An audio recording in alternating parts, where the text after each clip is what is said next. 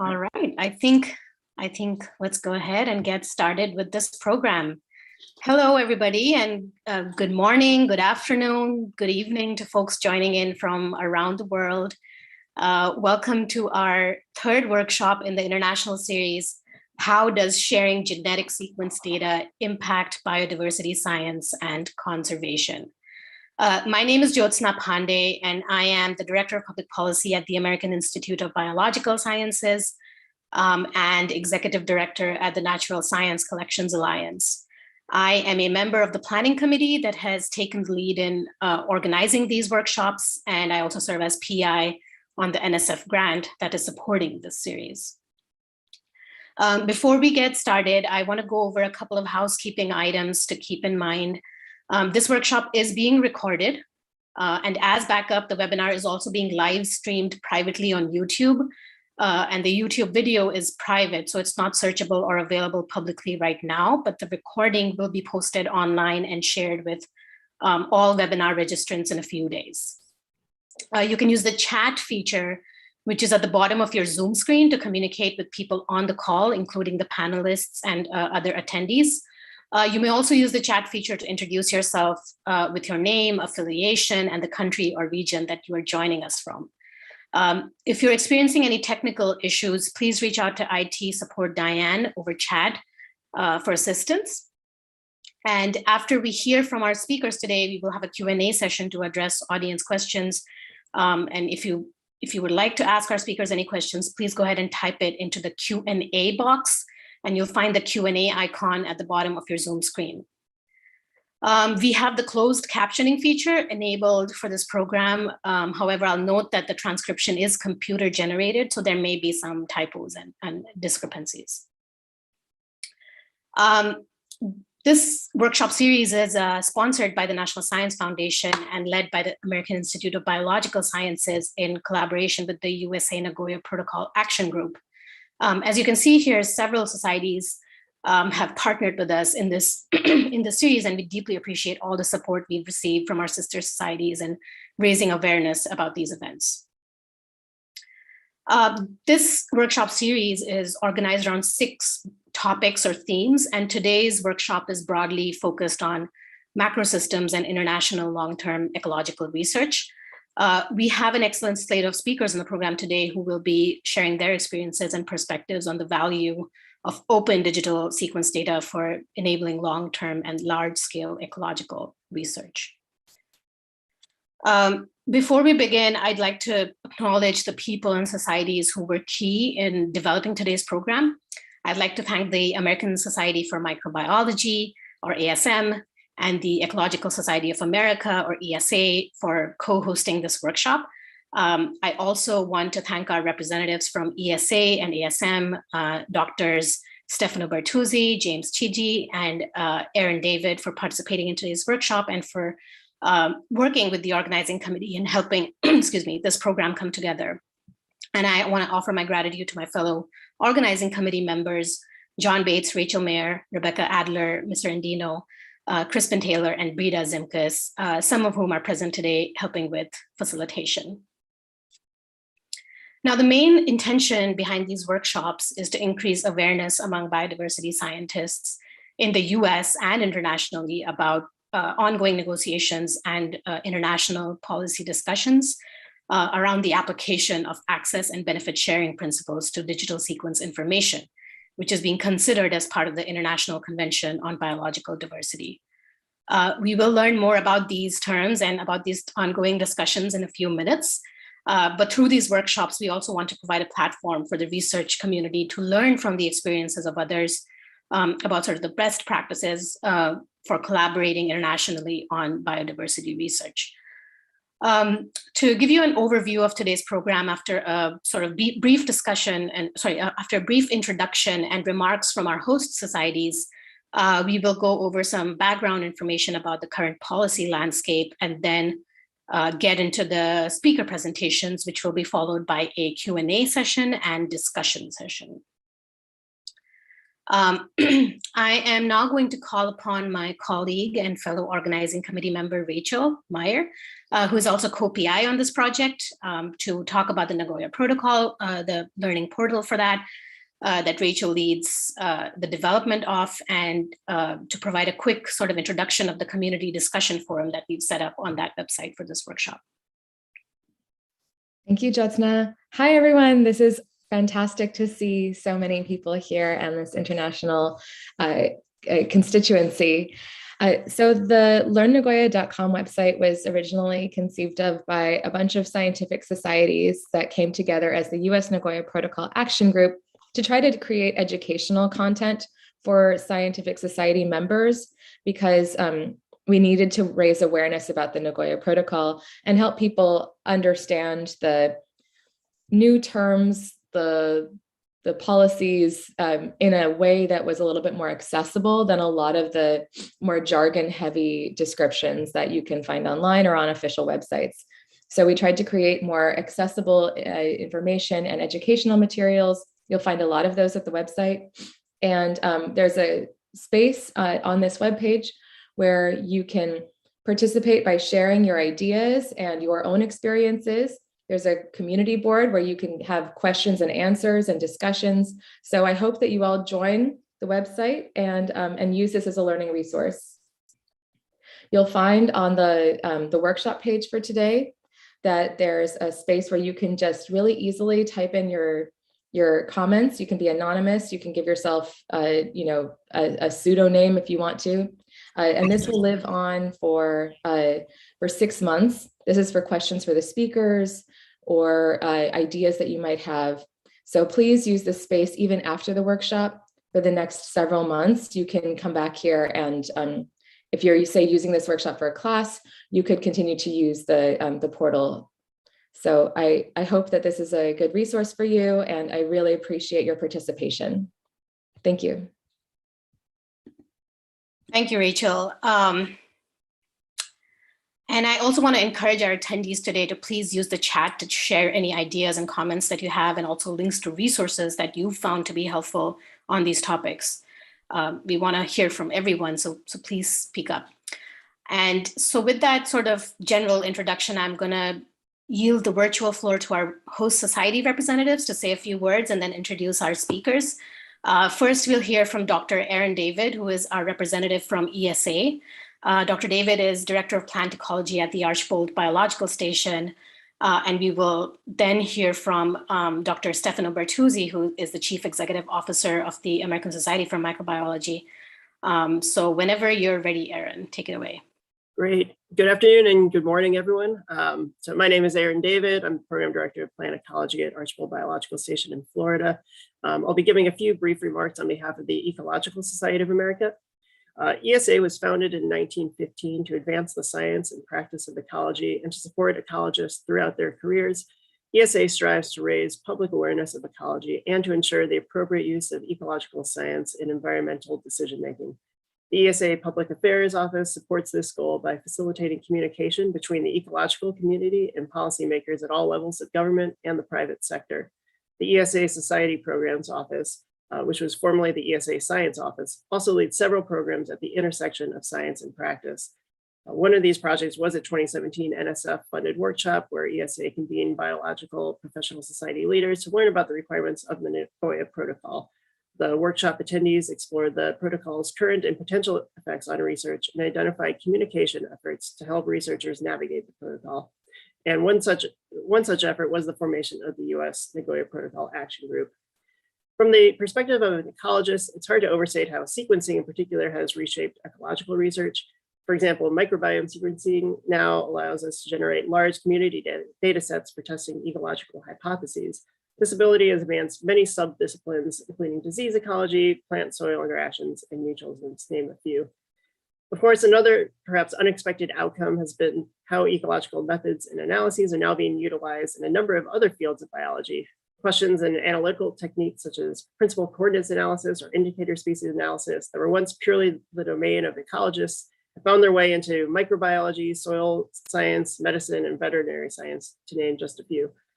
The open access of genetic resources is and will continue to be invaluable across disciplines and country borders. With that, I guess I'll introduce Stefano Bertuzzi, who will share remarks on behalf of ASM. Wonderful. Thank you. Thank you so much. And I'll be super brief as well, because this is so interesting. I want to not steal a second from the speakers. Delighted that ASM is to be the co-sponsor of this or event with ESA. Really, and thank you for allowing us that opportunity. Look, the key thing here is that for ASM, who is probably the largest publisher of microbiology in the world, is really this core principles that we have at ASM of open access, open data, and open science. And we're really working very, very hard to make all of this a reality, as challenging as that is. And for example, ASM has been involved from the get-go in the launch of the National Microbiome Data Collaborative. Actually, I see Jim Teege here. This started out all with a meeting with Jim and his terrific leadership. And this became, after workshops organized by ASM, this became an independent group with great support from ASM, really devoted to building the infrastructure for microbiome data, realizing from a need that data, that in microbiome research, metadata is just data, but there weren't appropriate infrastructure for capturing that metadata effectively. So this is an example of what we think we can do, be the catalyzer and help move the field forward so that all of you can contribute better and accelerate progress. So this brings me, if these two things are true, then this brings me to the relevance of the Nagoya Protocol. So if open access, open data, and open science are true core of what we want to do, then the Nagoya Protocol as a supplementary agreement to the Convention for Biological Diversity becomes particularly relevant and the logical extension, because it focuses on the implementation of one of the three objectives of the CBD, which is the fair and equitable sharing of the benefit arising from the utilization of genetic resources, so contributing to the conservation and the sustainable use of biodiversity. That's why we're in business, right, in microbiology. That's why we care so much. And so, you know, the concerns over the implementation and the needs here, the mandates or so regarding the sharing of the information, we want to make sure that this good principle are not hindering, let alone hurting, sharing of digital information and making sure that research can thrive. So we think this is a very, very important topic, and we're willing to work with all the partners and provide any help, infrastructure, anything that we can to make sure that these issues remain surface with all the global community. So we're here to do our part, and we have Anne Scrementi here also from ASM, who's our staff devoted to these issues. So we take this seriously and we're investing our resources to do this. So thank you so much. And now I know I'm supposed to introduce someone, but I don't have it in front of me and I don't know who's next. So my apologies for failing terribly here. No worries, Stefano. I can go ahead and introduce our speakers. So we have an exciting slate of speakers ahead of us today. We'll be hearing from Laura Rocha Prado and Nico Franz from the Neon Biorepository based at the Arizona State University. And we'll be hearing from Valeria Souza at the National Autonomous University of Mexico. But before we hear from Nico and Laura and Valeria, we're going to hear first from Luciana Silvestri, who's at the Institute of Human, Social, and Environmental Sciences in Argentina. And Luciana will be talking about the international debate on digital sequence information and what is at stake. Go ahead, Luciana. Thank you. Okay. Good morning, everyone. It is my pleasure to share with you this presentation and to have the opportunity to debate with you and to engage in this debate. I will get straight to the point, and therefore I will briefly introduce the basics for understanding the international debate on digital sequence information, also known as DSI. The next one, please.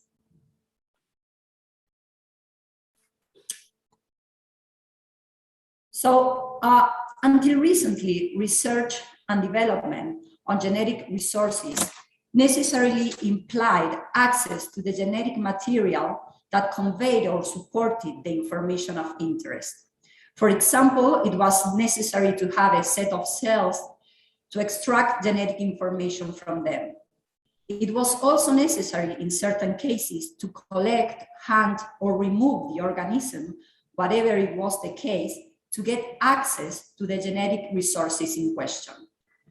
Although today, access to genetic material and collection of biological resources for scientific purposes remain fully valid practices, researchers increasingly rely more and more on the use of digital sequence information to achieve desired results. The phenomenon of DSI would comprise, in principle, information related to millions of genetic sequences, which is stored in a digital format. The term DSI is a placeholder term, which is mostly used within the framework of the Convention of Biological Diversity. Still, there is no consensus about the term. In other areas, especially within the scientific community, the preferred term is genetic sequence data. Most importantly, what is or should be included within the term DSI greatly varies. For some parties to the convention, DSI should not only include DNA and RNA sequences, but also amino acid sequences and metadata associated with them. For other countries, DSI should only comprise DNA and RNA sequences. In any case, what is important to note is that DSA is the result of a physical access to genetic material and of a subsequent reading of the sequences.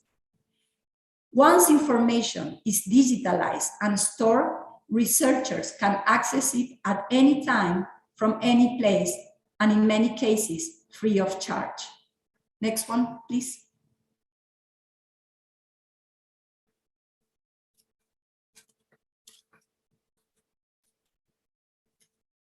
DSI is under discussion in the framework of several international instruments and organizations. A few of them, you can read them on the slide. All of these forums and organizations focus on different competing priorities and interests that must be balanced. For instance, conservation of biodiversity or sharing of the benefits arising out of the optimization of genetic resources, intellectual property, equity, technology transfer, etc. We will focus on the debate that takes place in the framework of the Convention on Biological Diversity and the Nagoya Protocol, because these two instruments are the cornerstone of the entire legal regime on access and benefit sharing and biodiversity conservation. Next one, please.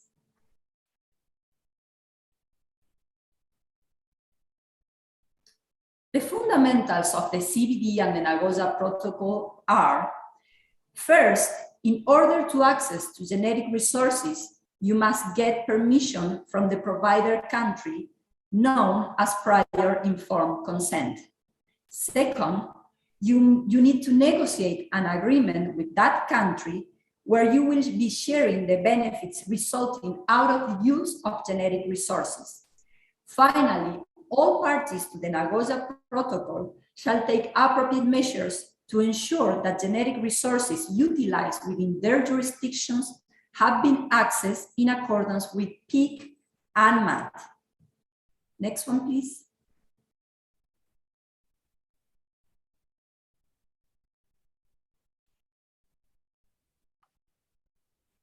Okay, I'll start.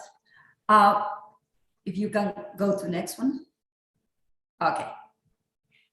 Despite the benefits that the utilization of one behind, sorry. Okay, despite the benefits that the utilization of DSI entail for research and development, its use is controversial within the framework of the CBD and the Nagoya Protocol. In particular, parties debate on two main issues. First, whether DSI is included or not in the scope of both agreements, or at least in the scope of the Nagoya Protocol. Second, parties disagree on the implications a possible inclusion or exclusion of DSI could entail for the fulfillment of the agreement's objectives. The problem is not minor. If DSI is understood to fall out of the scope of the Convention and the Nagoya Protocol, provider parties would not have the right to benefit from own genetic resources once information they contain has been digitalized and stored. On the contrary, if DSI is understood to be included within the scope of the Convention and/or the NP, a series of complexities would arise for the implementation of an ABS regime. These complexities include difficulties to determine the origin of the genetic resource in question from which DSI was originated, complexities to monitor the use of DSI, and also problems to determine the extent to which each sequence contributes to the final result for which benefit sharing should trigger. So, we'll stay now on this slide. Countries' position regarding DSI can be summarized into two antagonist views. On the one hand, we have the view held by Brazil, Ecuador, Mexico, India, South Africa, Argentina, Ethiopia, and other countries that can be considered mainly as providers of genetic resources. The second group of countries includes Canada, the European Union, Japan, Australia, Korea, which are mainly regarded as users of genetic resources. The fundamental point of view of provider countries is that DSI is already included within the scope of the CBD and/or the NP. Therefore, benefits generated from its utilization should be distributed between the user of the information and the country in question. To support their point, they assert that genetic resources were, are, and will be valuable because precisely the information they contain. Their point lies on two premises. First, the notion of justice. Second, the concept of sovereignty. Justice calls for benefits from DSI to be distributed, since DSI was and could only be generated in the first place because genetic resources found in their territories.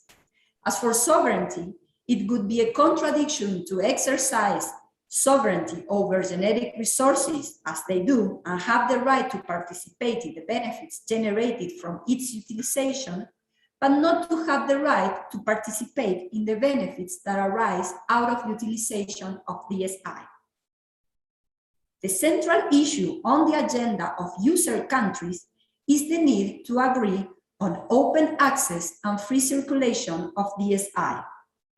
They believe regulations should not be imposed because they would hinder access and use of DSI. Two main premises lie under their discourse: the ideas of scientific progress and of freedom. In their reasoning, freedom leads to scientific progress. In addition, the idea of freedom, as opposed to control, is linked to the principles of effectiveness and efficiency. In their view, the nature of the good to be controlled, that is information, makes control over it impossible, ineffective, and inefficient. Next one, please.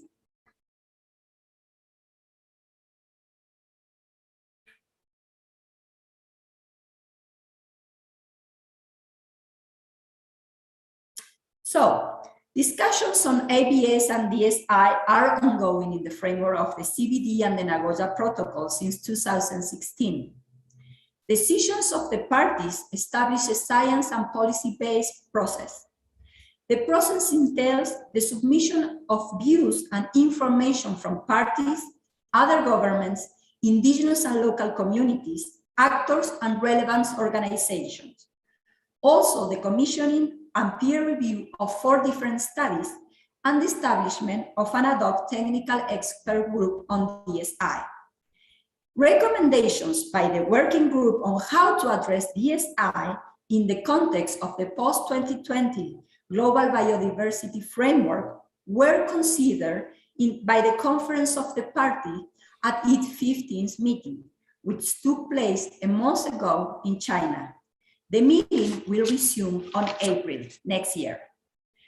Most likely, at a certain point, there will be a regulation for DSI. The question is how it will be covered. Next one, please.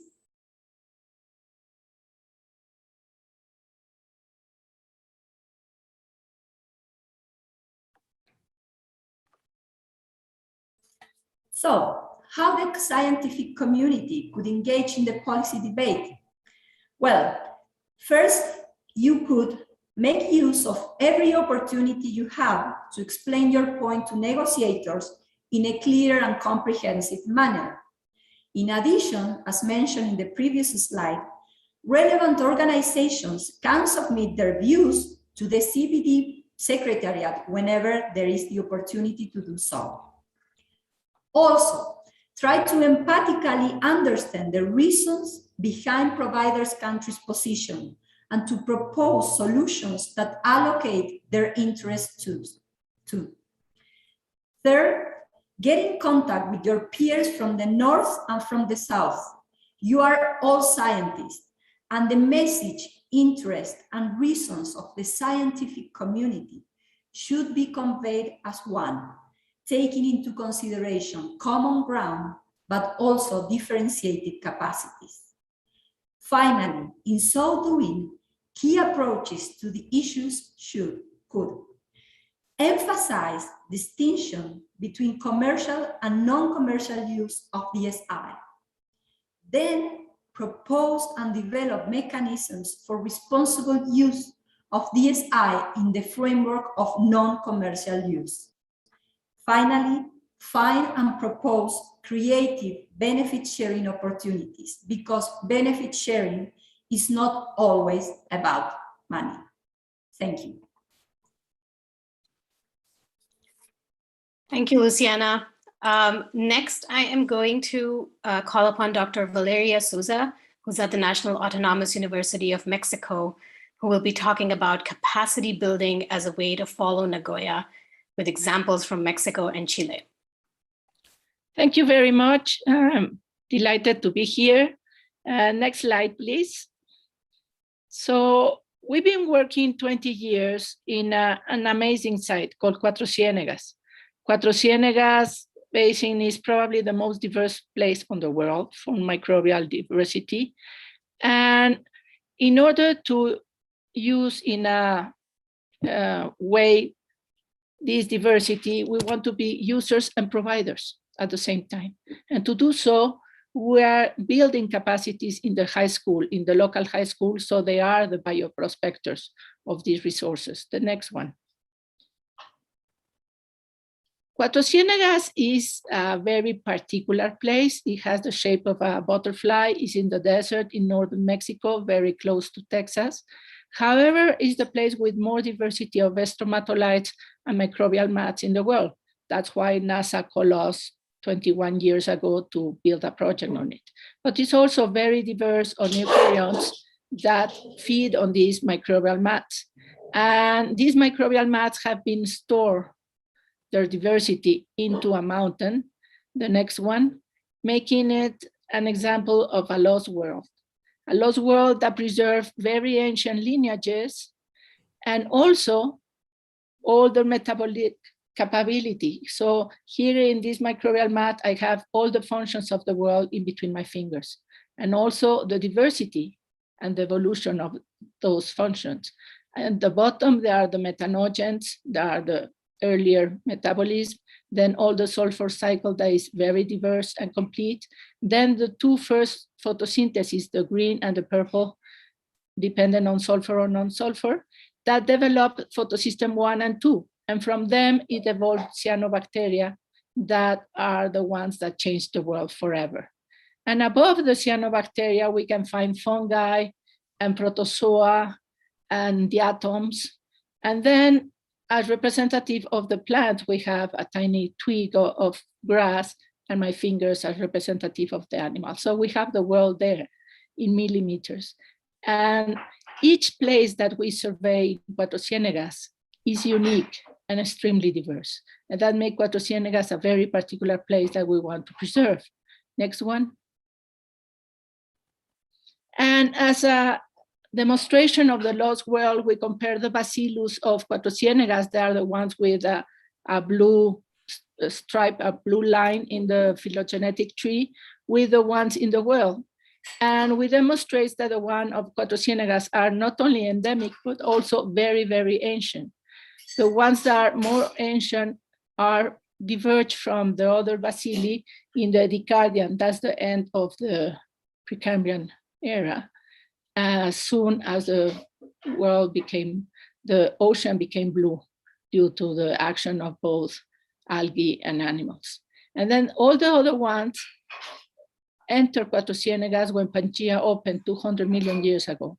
So this lost world is not just a figurative or a metaphor, it is a true thing in Cuatro Ciénegas. The next one. And as an example of this lost world and this hyperdiversity, here we have 10 samples that are taken in 1.5 meters, and each one is unique. They only share 180 O2s in this 1.5 meters. And it's just one of the samples. And so the metabolic capabilities and the genetic resources that this diversity imply is humongous. And we have surveyed the place for 20 years, so we know what we are talking about. And all the sequences are free for use to everybody in MGRAST, in GenBank, but also in databases of Mexico like Conavio and UNAM Digital Reservoir. So they belong to the world for basic research purposes. However, the next one. This world is not surviving. So we need to do something else besides just giving the world this enormous diversity. This place is not surviving because agriculture in the desert. Next one. There were these channels that were done 50 years ago in order to drain the wetland and open it for agriculture, and in particular alfalfa in the desert. That is the most awful thing to do. And so it's dying. This amazing wetland that is a Ramsar site and is an enormous diversity place is dying every minute that the water goes out in order to not only feed the alfalfa fields, but also to drain the wetland. So we need to give the owners of the land the power to maintain those genetic resources alive. And the genetic resources in this case are the microbial mats and the stromatolites, and they need water. The next one. So we're educating the kids from kindergarten to high school. The little ones through art, because art opens consciousness, and we need them to be alert about what's an ecosystem, what are the cycles of life since since they are toddlers, basically. First playing and then doing science. Next one. And so we have one of these first experiments of education as a way of sharing knowledge and make them empower the people of Cuatro Ciénegas. And it's Hector Arocha, who was a student in high school in 2004 when we were starting to use science as a way of consciousness in the high schoolers. And now he has a PhD in biotechnology, and he's the head of a project called Genesis that not only is bioprospecting the genetic resources of Cuatro Ciénegas, with the kids of Cuatro Ciénegas, but has the promise to return all those genetic resources that make money to the place for education, health, and sustainability. That's really what ABS is all about. Next one. So following these lessons that capability building and showing high schoolers and students all over the world can change their power over their genetic resources, we're starting to work just this month in the Magallanes region in southern Chile with an amazing project that is to study the microbiome of the skin of many animals and plants in the Magallanes region to look for bioindicators of global change, of response to global change, both in DNA and RNA. And this project will involve students of many different places, but in particular, students from Chile. The next one. So the idea is that we will have the skin microbiome as well as the genomes of the animals, for example, of whales, of penguins, different species, of 2 species of fishes, of 2 species of crustacea, the giant centollas and the small krill, as well as the sargassos. And by understanding how the microbes are responding to this change in salinity at temperature and UV light, we will use not only genetic libraries of 16S, but also transcriptomic and metagenomics. And we will do this with Chile. Next one. And why Magallanes is so important, so interesting, because it's the southern tip of all continents, is the one that is closer to Antarctica. And so it is very influenced by the circumpolar Antarctica current, as well as by the Pacific and the Atlantic current. So it has the influence of these 3 oceans, and each one of them are responding in a different way to this global change. So I think it's very important. And besides, many of the species we're studying migrate between the tip of Chile and the peninsula of Antarctica. Next one. And so the idea is that we will have a center that's called Mi Casa Secua, where we will have together students from different parts of the world studying the genetic resources of Magallanes and sharing the data with the people of Chile. And but more important than anything, showing the how and why we should do that, and how to develop their own Nagoya Protocol with their own resources. Next one, I think is the end. Thank you. I think I was quite fast. Thank you, Valeria. That was a wonderful presentation. Thanks for sharing that. So next we have on our program, Laura Rocha Prado and Nico Franz from the Neon Biorepository at Arizona State University. Yes, thank you, Jyotsna. Thank you, everybody. Thanks for this opportunity. This will be quite a change in scenery, but I think will provide a complementary picture. Laura and I will be talking about building open biodiversity data communities based on the Neon Biorepository example. Next. So the NEON project, which stands for National Ecological Observatory Network, is a US-based continental scale monitoring and forecasting program focused on measuring ecological change. The program includes very standardized self-referential sampling of organismal and environmental data for as many as 30 years across 81 terrestrial and freshwater sites, including the 48 contiguous states, Alaska, Hawaii, and Puerto Rico. And so I want to say right up front that this is at present a national project, does not by default include an international dimension. However, the kinds of practices and data exchanges and open data infrastructures and social arrangements that we're building, we believe can be applicable to an international context as well. NEON produces 180 data products that are openly available. Next. So this is just a quick map of the current sites, including Puerto Rico, Hawaii, Alaska that constitute the NEON field sites and data sampling paradigm. Next. In terms of what our role here is within the NEON framework and project at Arizona State University, we build and constitute and operate the biorepository. That entails a physical aspect. It also entails a major biodiversity data science aspect. Per year, we accession roughly 100,000 samples that pertain to 70 different classes.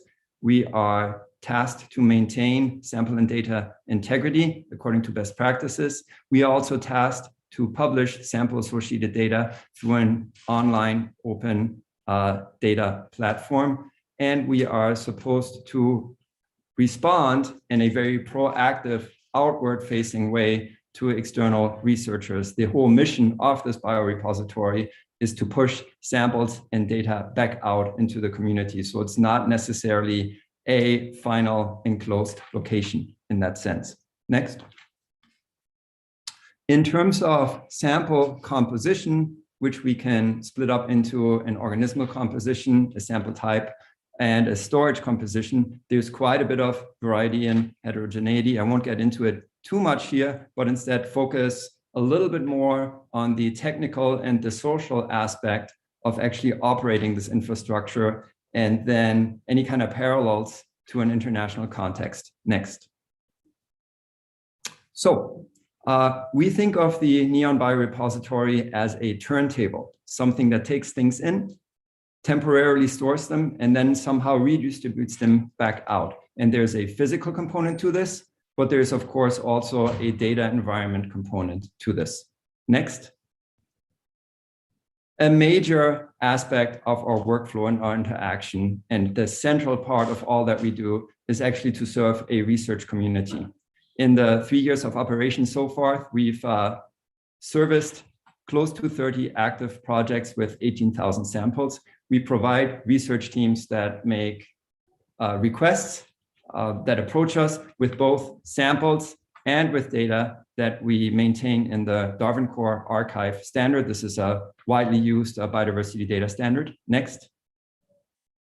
Subsequently, when the research is finished, we are also supposed to re-ingest these data and value-added data that have come out of the research products into our data portal. Next. Where do the samples actually come from? They come from a different entity, in this case, Battelle Memorial Institute, who are operating the field sites and are generating both the samples and the data that we have to ingest as they're being shipped towards us. Next. Although many sample types actually do a secondary route through contractors that may be producing genomic data, they may be providing additional physiological or chemical data or taxonomic data. And so we also have to interface with these third-party entities in terms of ingesting our data and the samples. Next. Then we have to coordinate with a centralized NEON main data portal that actually carries data on all the 180 data products, whereas we only maintain about 70. So we don't have a lot of the climate and environmental data in our portal. In turn, our portal has to deal with the kinds of loan facilitation interactions and value-added data interactions and Darwin Core-based interactions that are specific to our interactions with the researchers. Next. And so that means that researchers will also interact in many cases through either direct or machine facilitated, and this is a term that I'll be bringing up again, application programming interfaces. So the APIs here are structured machine-to-machine exchange protocols that actually allow much of this data flow. Next. And so that then also means that there needs to be constant updating between our biorepository data portal and the main NEON data portal to make sure that the data are consistent, that updates are being made, that they're being annotated, that they're being versioned, that there's provenance, etc. Next. And then finally, we have a mission to push our data out to aggregators, including, for example, the Global Biodiversity Information Facility. Next. Right. we solve this, and this is a very busy slide, and I'm not expecting you to read all of this. Again, there's also a link with a software that we built that is called Symbiota. And so Symbiota is an open data, open source type of software. I shall not want to be turning this into a Symbiota infomercial by any stretch. I just want to mention that it is a software that has matured over close to 20 years. It is both a mid-level data publisher and a content management system. And it is being actively developed by us, for example, in the context of extending specimen networks and extending specimen-related data. And it is being used by close to 1,800 collections, primarily in North America, but throughout the Americas, in different custom portals of self-identified communities that use this data. And so we also customize this software for the Neon Biorepository data portal. Next. My last point here, really by way of introduction, is to say that our vision for open data sharing of biodiversity data, including DSIs, is focused on decentralization. We don't build our software and we don't build our software practices, including our social practices, with centralization and sort of like a one-directional hierarchy where most of the data flows are going from the bottom to the top or so. Instead, we are thinking of decentralizing, but globally coordinating as a paradigm. And I quoted here a few phrases from the abstract of a paper that we published last year. The decentralized approach encourages the emergence and evolution of multiple self-identifying communities of practice that are regionally, taxonomically, institutionally, politically, legally localized. Each community is empowered to control the social and informational design and versioning of their local data, infrastructures, and signals. And we claim that global coordination is nevertheless feasible if we can hardwire and automate the full range of social agreements that need to be in place when this data sharing and data releasing and data modifying and data updating is being negotiated. The little graph here on the left shows trajectories of different communities using ontology-like controlled systems to be able to arrange not just the data exchange, but also the social contracts and the social constraints that have to be part of this. Final slide for me before I turn over to Laura. And so this is, again, a very busy slide.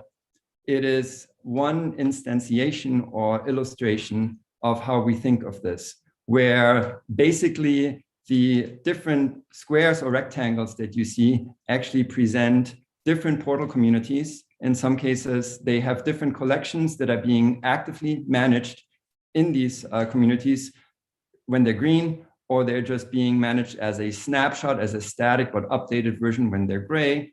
These portals can talk to each other, and they talk to each other via intermediate infrastructures, application programming interfaces, and other socially arranged technology that basically can hardwire automated filtered data pushes and filtered data pulls from one to the other, therefore not necessarily requiring a single centralized or nationalized or somehow globalized entity to be working on all of this. And individual new nodes may be accessing this through a custom portal that very much behaves like one of these community portals. We call it Biocache here, basically playing along the diversity of rules in a technological sense, but not necessarily having to engage in contracts that are not considered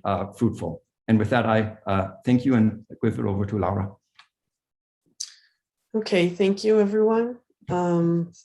Like Nico was saying, we have an open data model, and in this screen, you can see screenshots of the two portals that serve the Neon data. On the left is the main Neon data portal, where you can find all the collecting protocols and overall data. for the NEON project. On the right is the portal that is built with the software that we develop, which is primarily specimen-based data. Next, please. The NEON project has a bunch of different sample types that are physically hosted at ASU, and about 22% of those are genomic related data, primarily in mammals, mosquitoes, beetles, and fishes collected all over the US, continental US, Alaska, and Puerto Rico. Next, please. And if we go to our portal and find one of those specimens with genetic information, or DSI, you can find a genetic tab information where you can go to the URL where that genetic information is stored. Next. We can see here that link that was in the previous specimen record goes directly to the Barcode of Life data system where this genetic information is stored. And you can also see all the details associated with that particular specimen where the DSI came from. And here you can even see in the Barcode of Life system, you can even see the full genetic sequence and the illustrative barcode for that particular occurrence. Next. All of our records are also, the cleaning and processing that we do allows for our records to be ingested in aggregators, large-scale aggregators and global, like the Global Biodiversity Information Facility, GBIF. And this screen shows you a view of that particular specimen that I showed you before in our portal and in bold. And here you can see that a graph of interconnected databases is being formed, and a larger international audience has access to all of this data through GBIF, where everything is interconnected and beautifully showcased. Next. The NEON project subscribes to the FAIR data principles, which recommend that the data is findable, so you can search records using unique and stable identifiers, accessible, so the data is standardized in a way that different communities can understand its meaning, interoperable, so that the protocols are explained so that it can be used by different audiences, and also reusable so that the data is versioned and documented, and that community can keep track of the history of the data and so that it follows scientific standards. Next. The Symbiota software that we use to manage all this data flow, it's almost entirely open data models, but different communities can impose different restrictions to it, such as in the case of protected species, species that are protected for whatever status they have, if they are rare, or if they have been collected in national parks or indigenous territories and follow federal regulations, etc. So not everything has to be publicly available. We can have levels of permissions, and that means that each community can decide how they want to manage the data and make it available in a fair way. Next, please. I'm just going to show a few slides talking about why open data and accessibility to that data can make big impacts in science and in communities. I'm just going to show a few examples of studies that have been performed using NEON data and that have big impacts. So in the conservation theme, we have as an example, this study that used phytoplankton collected at NEON locations in the state of Colorado to analyze how their presence generates substances that might affect the quality of the drinkable water. So this study provides suggestions for water management related to the protection and conservation of high quality drinking water supplies in the state of Colorado, and follows national regulations that can be expanded. Next. One of the most frequent themes in the studies using all this NEON data is the theme of ecology in the context of climate change. This particular study showcased here uses large-scale plant observations and samples, and also aerial images of forests, all collected by NEON, to determine how the climate and potentially climate change impacts the biodiversity of different habitats. Their findings could help improve biodiversity maps created with remote sensing data and better predict the impact of habitat degradation and climate change on biodiversity across these threat regions.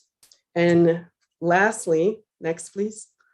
As we all became aware in the past couple of years, there are a lot of unanswered questions regarding the origins and pathways of viruses like the coronavirus that affect not only humans, but are likely present in a variety of other animals. Understanding how this and other viruses behave in the environment and in different hosts is crucial in helping to prevent or control the outbreak of pandemics. This ongoing study portrayed here uses many data sources, including NEON, to do just that. And I'd like to close this presentation by highlighting this paragraph from that publication because it explains why open data is so important. It says, unprecedented reliability of knowledge about biological interactions is now required to address multiple socio-ecological challenges, from COVID-19 to biodiversity loss and uncontrolled climate change, each of which exists on scales too massive and too detailed for any single individual to observe alone. I hope we could show you a little bit of how we foster this open biodiversity data community, and we're available to answer any questions you may have. Thank you. That's all for me. Thank you so much, Laura and Nico, as well as Valeria and Luciana for your presentations. We will now move into our Q&A and discussion session, and we will be taking a few questions from the audience. So a reminder to please type in your questions for our speakers into the Q&A box. And at this point, I am going to introduce Dr. Jim Teege, who will be moderating the discussion today. Jim is a distinguished professor of plant, soil, and microbial sciences at Michigan State University and director of the MSU Center for Microbial Ecology. Jim is also a member of the USA Nagoya Protocol Action Group and a past president of the American Society for Microbiology, as well as the past president of the International Society for Microbial Ecology. Jim will be facilitating the discussion today with help from Dr. Aaron David from ESA, who will be helping to moderate the audience Q&A. Take it away, Jim. Okay, thank you, Yutosa. First of all, as she mentioned, we will take questions from the audience. So if you have questions, Aaron will monitor those in the chat or the Q&A. So are there questions? So we have one from Andrew McCrae.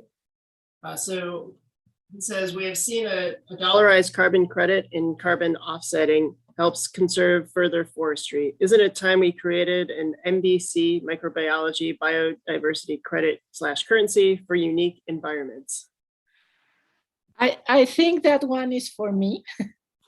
And I think so. I think, for example, to protect the stromatolite habitats will be extremely important because stromatolite habitats are endangered by nature. They are extreme environments where algae cannot grow. That's why stromatolites can grow. They are extreme environments. And most of these sites in Mexico are endangered. And Mexico ends up being the most diverse site for stromatolites in the world, who maybe you didn't know. There's site in Yucatan, there's site in Puebla, there's Cuatro Ciénegas, there's Guerrero Negro, but also there's many other sites that are less known in the older volcanic belt, and none of them are protected. And they should be protected because their genetic resources not only capture carbon, but they are the future of antibiotic production, of solutions for agriculture and for medicine. So there should be a way to protect these extreme diverse habitats and extremely fragile habitats. Other comments on this particular question? So one issue I think is the credits. Where do they come from? Well, yes, the country where they come from should be the one that protects the site. In the case of Mexico, Mexico is not protecting the sites because it's not protecting the water where these things grow. And we need to kind of build capabilities as a country where different parts of the government can help to do something coherent that works as a one. So you have the Commission of Water is not paying attention of what protected areas is saying.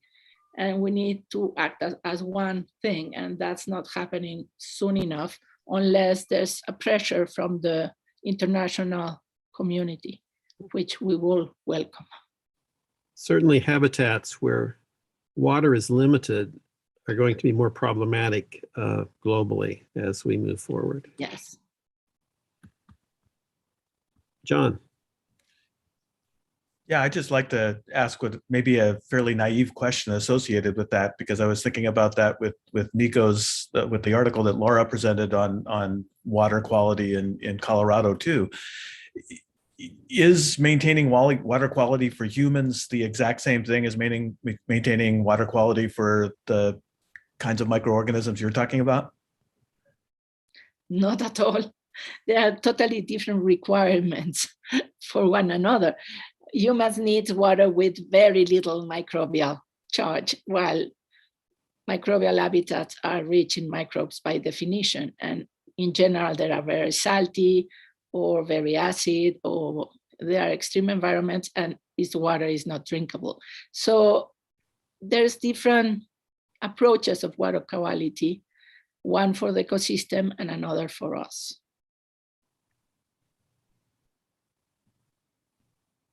Okay, so Aaron, any other questions? Yeah, we have an anonymous question. What are the panelists' big perspectives on connecting ecological data into global and national public health policy, including climate change policymaking?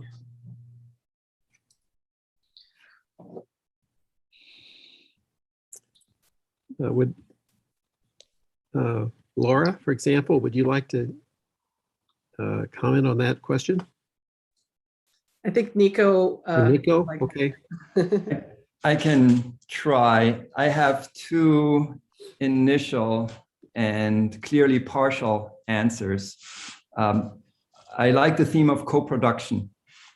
So not the notion that there is a bottom-up signal that has whatever complexity it has and then pushes up towards level of health decisions in policymaking, but the recipient of that signal was not really involved in the production of it.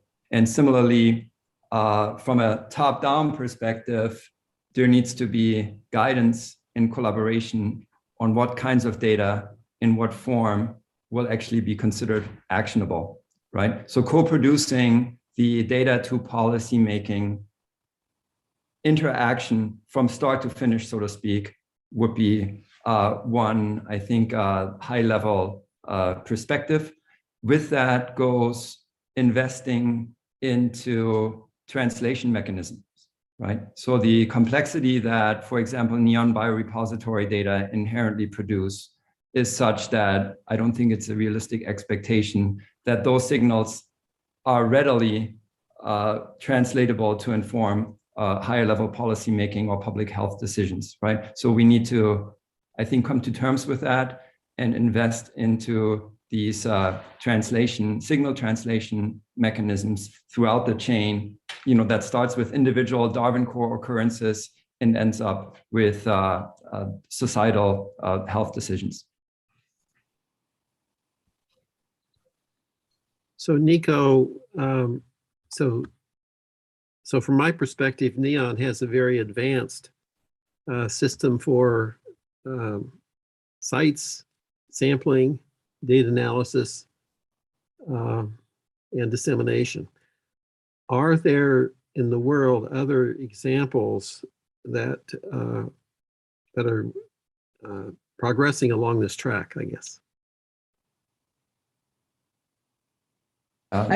If somebody else might want to answer that. I have I know an example. I'm from Brazil originally, and I know not as big, but there are similar projects in Brazil where they're trying to monitor ecological changes through a long period of time, but they're not nearly as close as the scale that NEON is. So they're more regionally located. across Brazil, which is also like a large country. So yes, I think NEON is very unique from my perspective, at least from the data standpoint, because I don't know any other project that has the ability to share that much data with the whole world. I do know that the LTER system in the US is one older example of this kind of data, but at a smaller scale. But other countries also do have LTER models as well. Valera. So in Mexico, there's Conavio. Conavio has been working for 30 years on assembling data of all the collections, and I think is prior to NEON and prior to the long-term sites. And Conavio has developed really an extremely good interaction between decision makers and the biologists that gather the data. So I think it is an amazing institution that is right now in danger of disappearing due to the current government. So another thing to protect. Does it have DSI information as well? Yes, it has all my sequences are in Conavio. Okay. Nico? Yeah, there's a large and growing body of thought and action around the term essential biodiversity variables.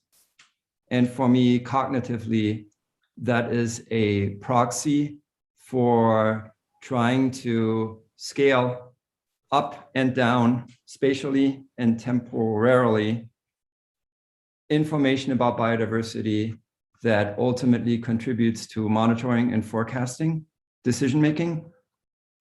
But of course, a lot of the context in which these efforts have originated and have succeeded and have maintained themselves financially is not any scale in any place at any time. And so then we get again into issues of also investing into translation and the limits thereof. Yes. Okay, so other questions? Aaron, are there any more in the chat? We have a few. So here's one for Valeria.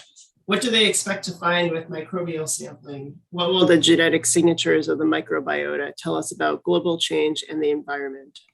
Also, which organizations are doing the microbial sampling? Okay. The microbial sampling in Cuatro Ciénegas is being done by UNAM, many different institutes of UNAM, also the University of Nuevo León, and Sinvestav Irapuato. So we are multiple institutions that we are doing the sampling, along with the kids of Cuatro Ciénegas. And in Cuatro Ciénegas, we find a very particular signature of the ecosystem, and is the rarity of these microbes. They are different from anything else, and that's kind of the biosignature. They are related to the Cuatro Ciénegas creatures, not to anything else. And on concerning about global warming and the microbiome of the animals in Magallanes, we're expecting to find a lower diversity in the ones that are more exposed to the external environment, in particular to UV light due to the ozone hole.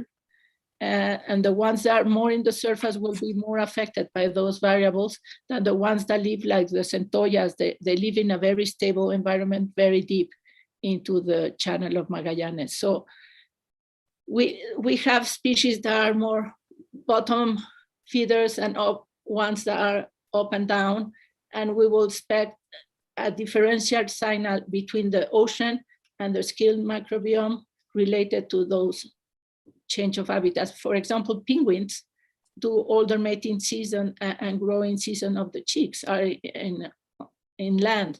So we expect in them much more stress due to the changing temperature and ozone hole. Okay, thanks. Aaron, any more? So there's a question that looks like was answered a little bit, but perhaps it's also worthy of discussion. blockchain technologies are potentially disrupting the way many things are done. Can we see these changes impacting, or can we see these changes, if these changes are impacting conservation and biodiversity? Perhaps through blockchain, we can help save this stromatolites. We have some in and near Rio as well, not well known. So I didn't understand the question right well. So block changes means a whole ecosystem change? Probably. Yeah, well, we have kind of several levels of change. One is the disappearance of water that is lethal to microbial mats and stromatolites. And another is the contamination due to the increased nutrients. We have done experiments with Jim Elser. When you put more phosphorus into the system, all the endemic creatures die. Because what makes Cuatro Ciénegas so special is the unbalanced stoichiometry, and there's very little phosphorus in relation with carbon and nitrogen. And so there's very many stressors to the system, particularly the lack of water, but then the increase of nutrients due to agriculture. And we are monitoring that constantly. Okay. If there are there more questions in the chat? Or if not, we can go to some questions among our group. Just wanted to really quickly clarify. I think Valeria, that was an awesome answer. The blockchain reference is, I think, actually to the database system that cryptocurrency uses. I didn't know that. No problem. It's interesting that it got brought up because I've seen this proposed several times. It's just a really carbon taxing system right now. And I wonder if things get better in the future, like to use blockchain for everything, we would emit lots of CO2 into the atmosphere right now. It's too computationally heavy. And I wanted to bring that up because it is in the public light a lot in conversations about how to trace benefits. So if people have ideas or think that blockchain is going to get less carbon heavy, then that would be really interesting. It has to be less transparent because right now blockchain, what it does is track all the system, and that's why it needs an enormous amount of computer power. And that's not needed.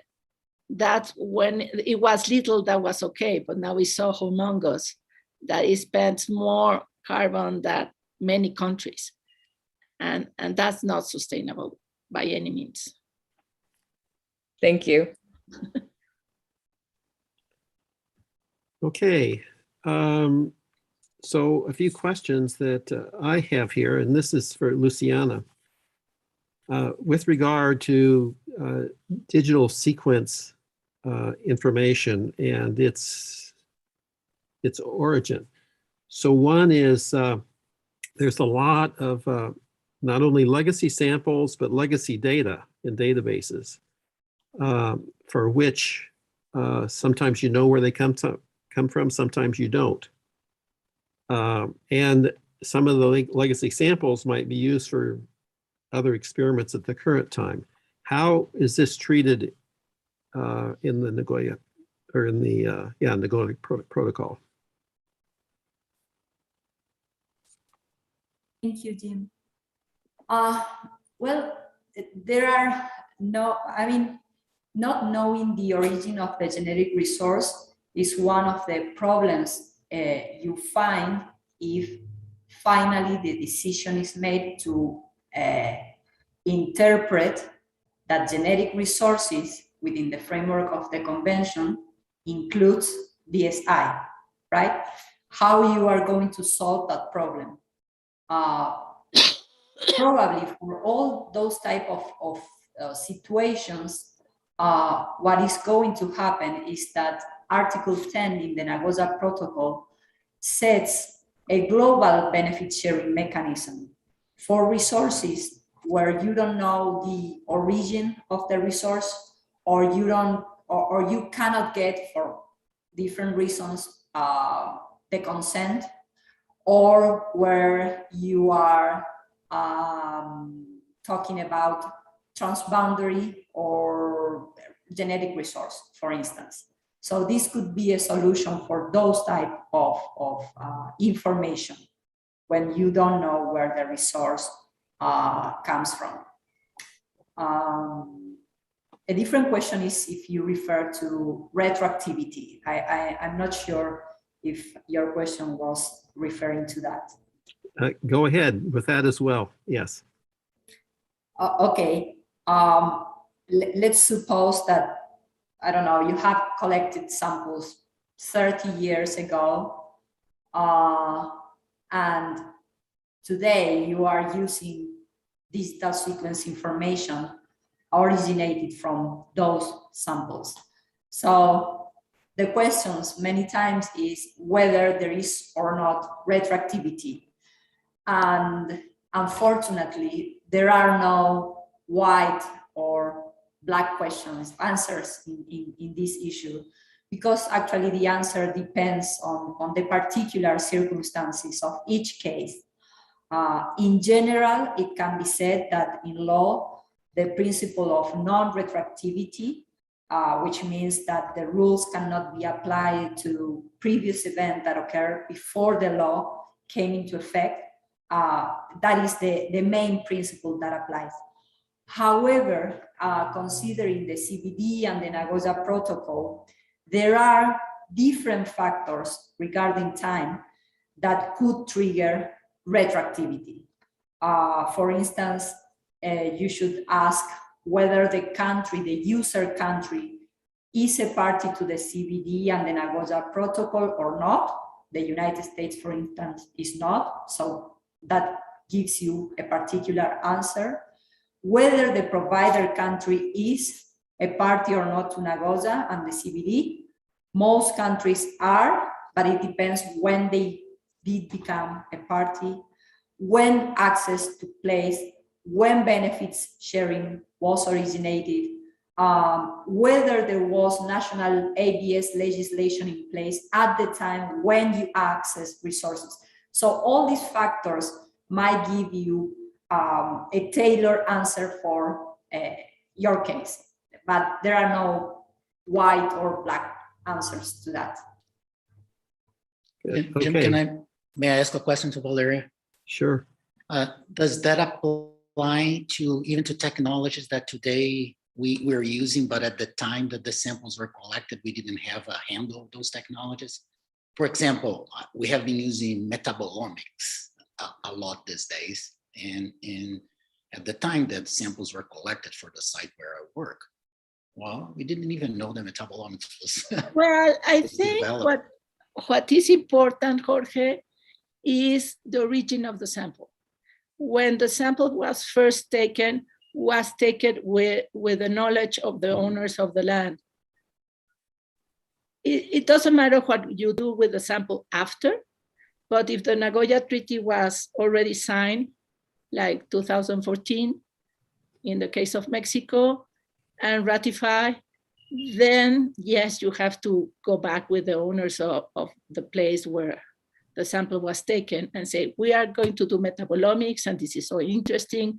Would you like to know what all this is about? And the idea is that the providers, we are the Big South, are in general poor in money, but rich in resources. And we want more balanced equation. And the North is very rich in technology, but not very rich in resources. So the whole idea of the fairness of the Nagoya Treaty is to give something back to the owners of those resources. That's why Cuatro Ciénegas is so interesting, because we have the owners of the resources doing the bioprospection and getting the full virtuous cycle within the site. And I think that's the future, because if we have with these disparities of relationship between North and South, there will be unfairness no matter what. I don't know if I answered. No. Okay, other questions that have come up? We got one from the audience. What would be today's recommended course of action to work with private landowners to conduct ecological research on their property? MAT required? Yeah. MIT absolutely required in the countries where Nagoya was signed. US hasn't signed it. Mhm. We don't have we have a private owner in our site. We don't have an MIT agreement with them, but we do have an agreement on how we collect the samples and how the information is shared with them, but not in the formal MIT agreement. Yeah. So George, you're talking about your study site in Brazil, right? That's correct. Yeah. So George, why don't you say a little bit more about that, your study site and the how it was developed, what arrangements were made, Sure. those kinds of things. Sure. So we have a study site in Brazil in the Amazon, and our interest when we started the project was to ask questions about how the microbial community was changing. We know a lot about deforestation and how deforestation affects plants and animals, but we didn't have much information about microbes. So our first question was, what kind of microbes can we find there? And are they changing as well? And over the years, we were able to answer those questions. We shift a little bit towards more of what are the functional changes that happen in the system, working on particular steps or different biogeochemical cycles, carbon, nitrogen cycling in the systems. And lately we have been interested in how microbial communities or help to where reforestation is happening, the places where the pasture is abandoned or agriculture is abandoned and the new forest starts there. In order for us to do this, we had to have an agreement because the Brazilian government is so tough on the way biodiversity is being explored in Brazil. We usually have to, and we have to work with Brazilian researchers in order to identify the sites, in order to the Brazilian government to allow us to work on those sites. For us to do this, there's always this idea, as Valeria pointed out, that this is coming from the US. I was born in Brazil, but because I work in the US, there's always this idea that we're coming with this bird eyes overview that we're going to take over the research and do the work, and the Brazilians are going to be set aside and just provide us with the samples, right? And that was not what we intended to do at all. So over the years, we developed a protocol to work with our collaborators in Brazil. So that we have a little bit of a how we some principles that we follow. First, that we have a full intellectual partnership. So everyone participates equally in the sampling, generation of data, discussion, the writing of the research publications we have. There's also, we try to balance financial support. In the case of Brazil, the state of São Paulo has a really powerful research financing agency, FAPESP, that many of you know, and the Brazilian researchers can get their own funds. But even when this is not possible, the way we do, and Brazil supports their students visiting our lab here in the US. So when they come and they need to use a piece of equipment or generate sequencing data from their own work, we allocate some of those resources that we obtain from the National Science Foundation, DOE, for the work that they are doing. Then we also have another agreement, part of this agreement, that is the parity of publishing. So our students, Brazilian students, American students, they work together in publications. There's always this opportunity for them to learn from each other and balance in their efforts. And at the end, what we really want is some equitable status for all the participants. By doing this, I think we avoid a little bit of the problems that others had in the past of not being able to work in a share our data with them. In fact, today I'm not in UC Davis. I'm in Mexico, and I have with me a data set that I'm bringing to my collaborators, right? So I have 2 terabytes of data in metaomics data that they wanted to have. They had a little bit of problem to download this immense data set. So I'm bringing the data set to them. So the full partnership is really, really important in our collaboration. Good. And there's one other aspect of George's study that I think is interesting, and that is the microbial isolates. Because for the microbiologists know this, but for other people, we often end up with isolates. So what happens with those isolates? Yeah, that's. Do you want me to tell everyone how we did this? Yes. So from the site where we collected all this metaomics data, we're also able to isolate around 1,500 isolates for another question that one of the postdocs developed in my lab. So we end up with 1,500 isolates. And what we wanted to do when we had the agreement with Brazil was to return those isolates back to Brazil.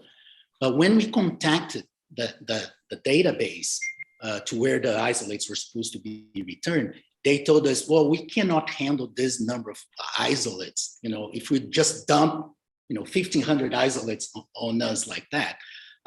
So they said, hold on to the isolates. And we have done this. So we have this number of isolates in my lab. We have sequenced some of them. We have not shared the data besides sharing the data with the Brazilians at the time. I think I told this to Jim in another communication we had, that from time to time we receive invitations from private companies to share this data set with them because they're interested in some biotechnological data that they could obtain from this data set of isolates. And we always said no to them. And we always said no because to me, the data set belongs to Brazil. So it would not be fair to share this data set without full benefits of the Brazilians. So that's why we have this data set still in the lab. Okay, so that's one example of working out an arrangement in another country that seems to involve good sharing of resources. Okay, other questions that come up.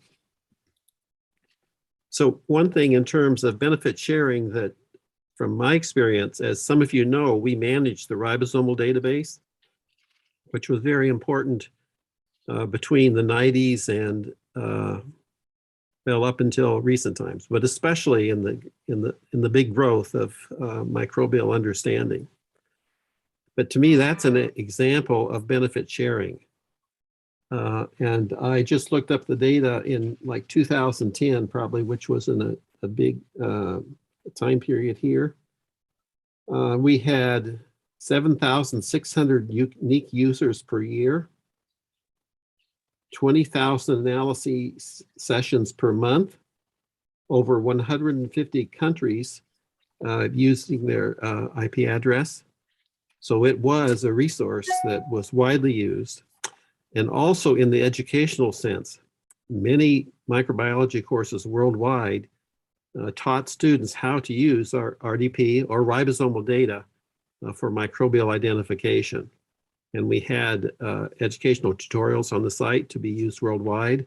So that would be an example of benefit sharing.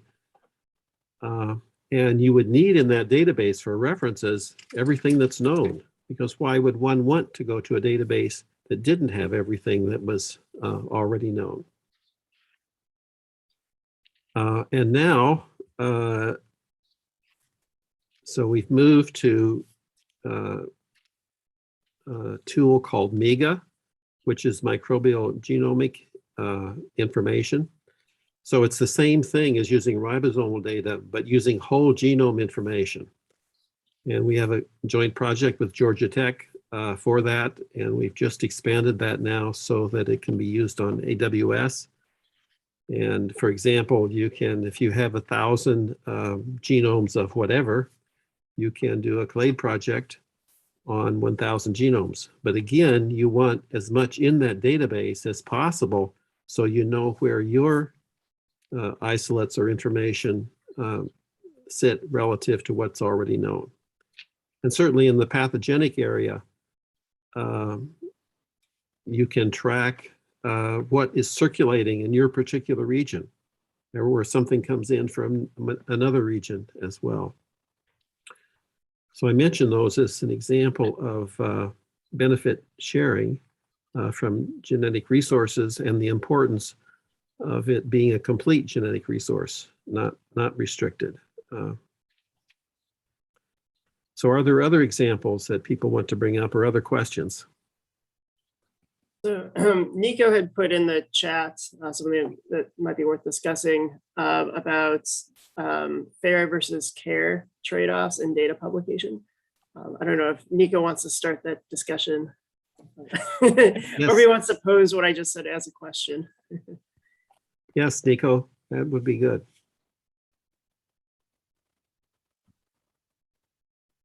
I'm not sure that I want to start this.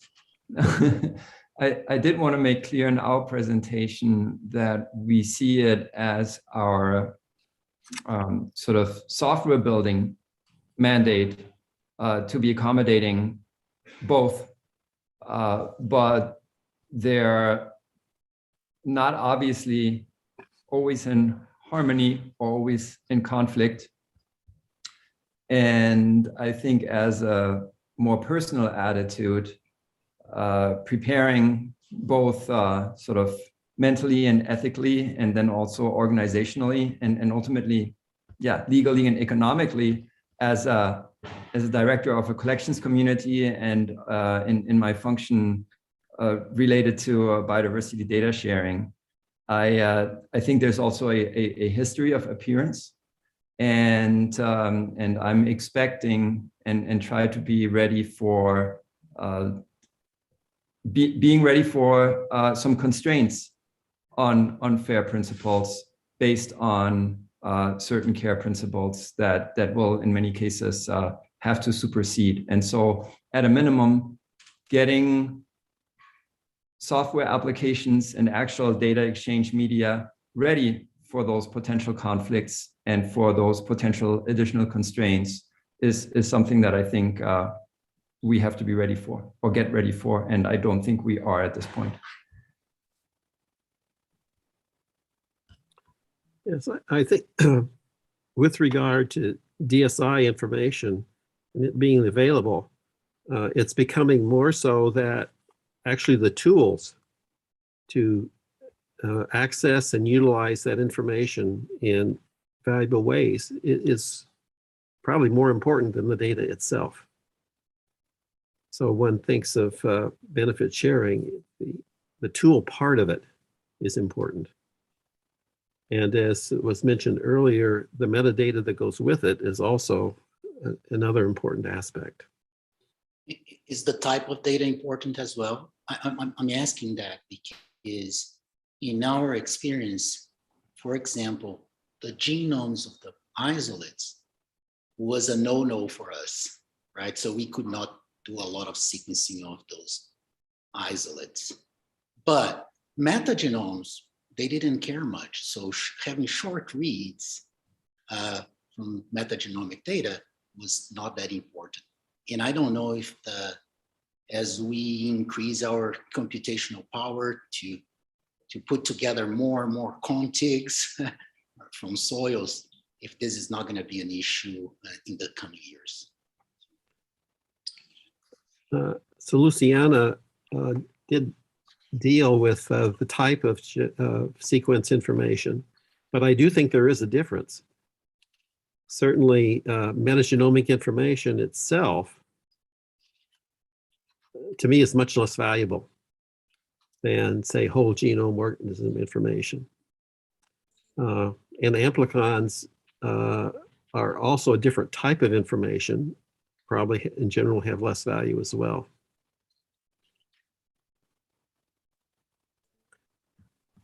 John. Yes, Jim. Luciana, go ahead and answer. No, yeah, that is precisely one of the elements that is under discussion in the framework of the CBD. So at the end of the day, it's under discussion whether we are talking about information or data, what type of information, what kind of data, and to define that, it's going to be important at the end of the day what it's understood by DSI and the term that is going to be used, that is going to be agreed, because some of the things you mentioned might not be included. But also it's true that it's going to be important what each national legislation says about it and how it's going to handle DSI. If they are going to consider, for instance, that certain type of activities or the use of certain type of information is more related to a commercial use, then they might establish more requirements. Whereas if they consider that is not very relevant for commercial use, and then it's more related to non-commercial scientific research, then it's going to be a facilitated or easier access to it. But that depends on the national perspective on the issue. Yes, thanks. John? Yeah, this is a comment kind of based on some of the other workshops and the way we've talked about things is I'm fascinated how so much of this comes from the human perspective. And one of the things that Valeria drove home to me big time is that if you don't conserve the biodiversity out there, we can argue about our databases till the cows come home, and it won't really help us. And I'm just interested in what the panel thinks about that issue. Comments? I think conservation is the main issue here. And all these sites that are under investigation by the Nagoya and things have precious resources that are important either for basic science or for applied science. But if we don't protect the forest, if we don't protect the jungle or the wetland or the oasis of Cuatro Ciénegas or the ocean, it won't mean anything. So we have to direct all these efforts toward conservation, on my point of view, because we are on the brink of habitat destruction in so many layers that the humans cannot survive that. Yes, much of the microbial world is, its diversity is linked to its particular environmental conditions or host organisms. And so the microbes sort of follow their environmental lead. Mm-hmm.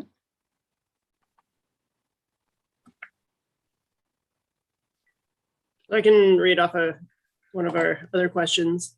Hasn't the Nagoya Protocol changed the way you are currently doing or thinking about research, and in what ways? I can answer that if you want me to. Yes, but I have to stress that it changed. The way I consider the Nagoya Protocol has changed over the years, and it's a little bit selfish to say that, but you know, as you start as a junior faculty, I did not care much about the Nagoya Protocol. To me, what was important was the science and the publications being out, period, right? And so you're being a little bit selfish because my tenure was depending on that to a certain extent. But over time, we learn in our collaboration, and the collaborations go up and down as well. It's not like it's easy as you establish your protocols. we have discussions, and we have to make sure that the students here and then the students of my partner will get a degree at the end, will publish as well. So I became less and less concerned about where my name is going to go on a publication, and if it helps my collaborations to be the last on a publication because it shows their financial agency, their full partners with us, I'm fine with that. So from that perspective, it changed a lot. But I don't know if that's the way it works for everyone, right? So that's the way it worked for us. In sharing the data set, it was key for this. So there's a big trust there when you come here and then you bring the entire data set for someone to work with. Okay, so Valera? For me, it was a game changer because I was working toward the conservation of Catocienegas since before Nagoya. But when Nagoya came, it gave a value to that diversity as a way of genetic resources. So I could place that value into the people of Catocienegas to empower them to use them as a coin in order to preserve the water. So what we have on one side is a FAFA that is worth 20 cents per kilo and uses 10,000 liters of water versus the enormous potential of the microbes that live in that water. And so after 20 years of working with the community, that balance is going a little bit higher than the alfalfa. And I think it's Nagoya that makes the difference. Luciana? Yeah, I would like to go back to your previous question regarding conservation. And perhaps in all this ABS, DSI debate, we continue debating on the issue without taking a step back and thinking why ABS was created in the first place, right? So ABS, access and benefit sharing, is not an end in itself. It's not the question, it's not the objective to limit research, to restrict researchers, but it was created because the assumption was that it was helpful for conservation. And actually, what I have not really seen or read is studies confirming or denying that ABS helps conservation, or at least it helps to close the technology gap that exists between the North and the South. So it's like we are engaging in more limitations, more restrictions, or less restriction. But the question is not that. For me, at least, it should be, is the mechanism helping for conservation? Otherwise, it makes no sense to discuss more regulation or less regulation. Let's ask if it is helping conservation, because otherwise it might be better to put money in a different mechanism, the one that was suggested in the questions, microbial currency or swaps or whatever, right? So I think the economy part and how benefits are allocated, that is the question. How we can put that into money and say, okay, it helped or it didn't help. And that is not much part of the discussion, at least not in the international debate. Very good point. Yes. Any other comments on that, the focus on conservation?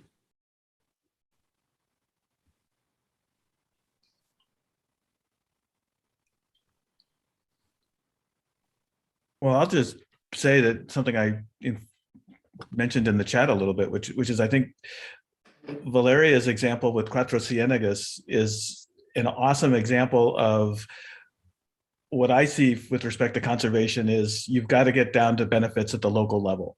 And if the local people see the benefits of the environment around them and the biodiversity around them effectively, which I think Valeria showed. She's convincing them that this is valuable.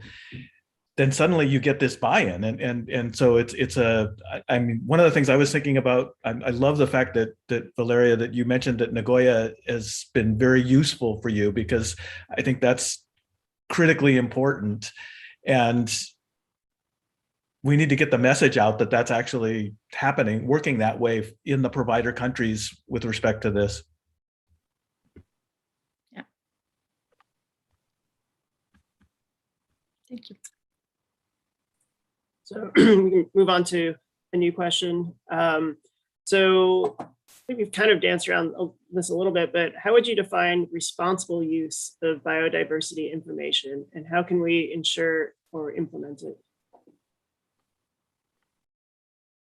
So I'm just going to jump in to say that we operate on the base of trust with our users, mostly because we don't have the mechanisms to control everything that happens with the data that we share, since the data that we share is open. And so there are almost no restrictions to what users can or cannot do with the data.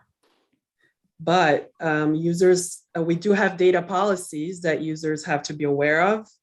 And each, the source of the origin, so where the samples are, that's what matters regarding to the full extent of what can be done with the samples and the data. So I think it's the user's responsibility to research what they can or cannot do with the data, because they are, subject to legal, to legislation. And so what we do is we ask users to report what they're doing with the data, and we track user downloads, but we don't have barriers to what a user can download, except with exception for protected data. And the NEON is working to keep a page updated, tracking all the published studies or the impact that the data has had in the community, so that it's all transparent and reported. But yeah, a lot of it has to do with like self-reported results from users. And we have had a great success in getting data back from people that have used our data and samples. So I think that is great. But yeah, there's only so much that we can do with the data that we provide. So I think that's great that we have regulations, because that might help us in the case that someone crosses a line, and we can maybe do something about it. But it's always in retrospective. It's not something we can prevent, really. It's not like Minority Report kind of thing. So. Well, I do have a little bit of a problem with that, Laura, because we are relying on the community, and the community in general, I think the community in general is pretty good at self-reporting, or you have publications out there, but that's not the case for companies, for industry. And I understand, so they are very concerned as well about this, but they have a lot of power that we as a community, we don't have, right? You can have a really large company analyzing microbial data sets across the world, and we don't have that, right? My lab, I'll give you an example of my lab. We have a small computer power there that allows us to, analyze around 750 terabase of data. That is minimum in comparison to what large companies can do with microbial data set. So why should they report as well as they go out and download this data from GeneBank, for example? Well, I think they are regulated by the country of origin of the sample. So in the case of the US, our open data does not include commercial usage of the scientific samples, because the research has been funded by NSF, so it's public funded. And I think there's, in our data policies, there's a case-by-case scenario where that has to be discussed. So they are subject to legal procedures if they do something that, yeah, they probably won't be reporting things that they shouldn't be doing, but we can always track the downloads. So at least we have that. Yeah, it's a limitation, of course, of the system to rely so much on the users, but it's the best we can do for the moment. I think it's a big trade-off, because if we start restricting the downloads, we are going to impact so many people that wouldn't have access to that information otherwise, which are the people that are really interested in the data, which is the scientific community. So I don't think we should punish the scientific community or anyone else that has helped fund that research just because some companies are doing harm to the data. That's my point of view. We've had those discussions about restricting the downloads, and we always make the point that restriction creates another barrier to like open use of the data, and that's not what we want. We want to be open, and of course that opens the possibility that malicious things are going to be done with the data. But that's just the world we live in. I think it's my opinion. Luciana. Thanks. Yeah, probably it's important to notice that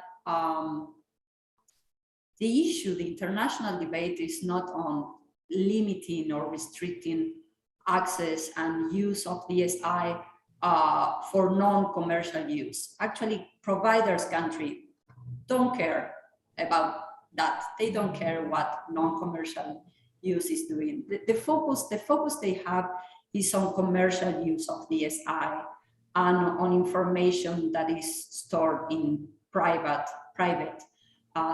data banks.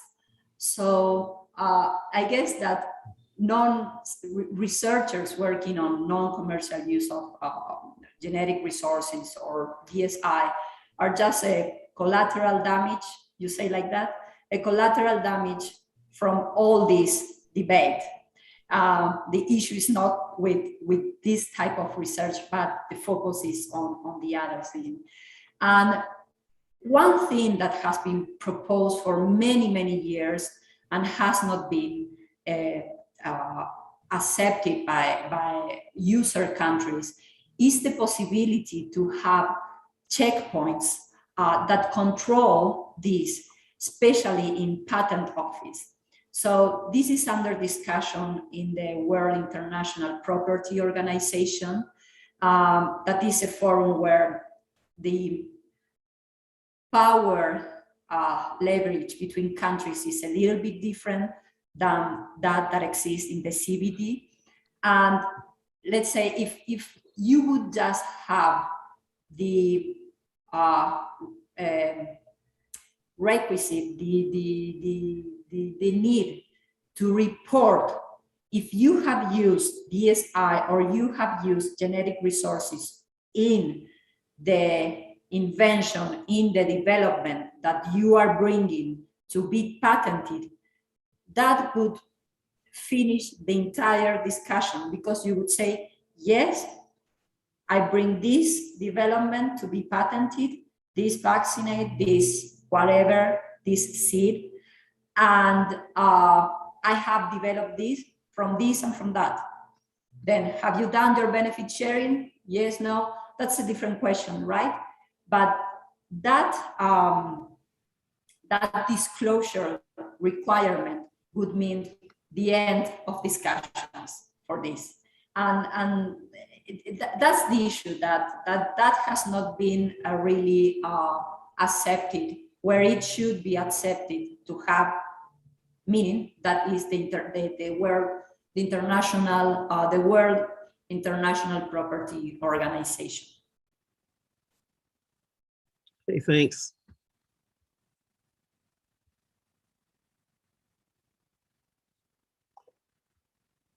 So another area in which digital sequence information is important in a practical sense, and that's of course with pathogens. And we always think about the coronavirus and those kinds of things, but also in the plant world, the plant pathogens and the plant viruses.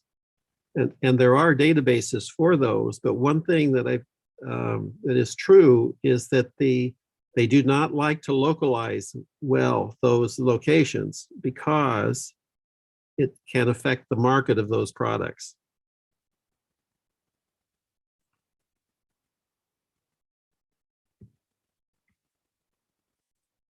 So maybe one last question before we wrap up about benefit sharing.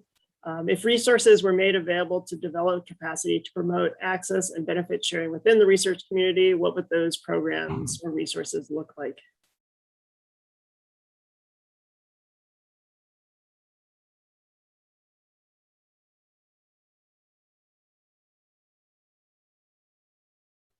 So are there responses to that particular point? I have one suggestion, not a response. I really think that the societies and the funding agencies should carefully review the reports when they put together a management plan and I have lots and lots of management plans there, how I'm going to share the data, how the data is going to be available to others and things like that.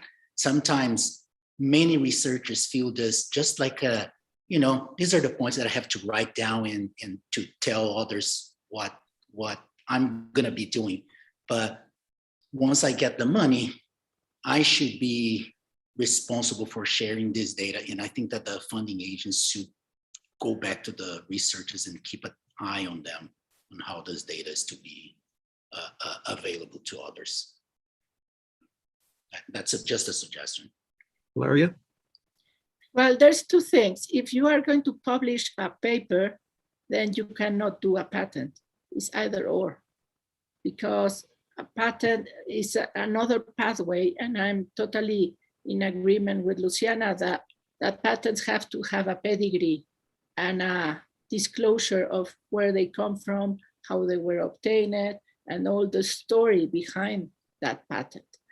However, if you are just doing a paper about the diversity of a place and the conservation need of that place, is totally another type of benefit sharing that with the commercial use of those creatures. And so far we haven't developed as far as a patent. And I'm a big believer on public resources, and more than a patent, that the public should use those resources for the wealth of humanity more than for commercial gain. But let's see. We are not in the point of claiming either or.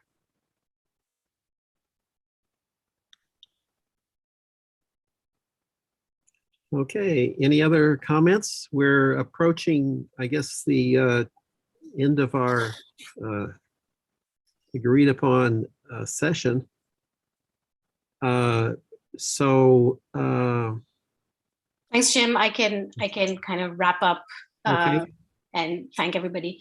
So I just want to leave people with a couple of things.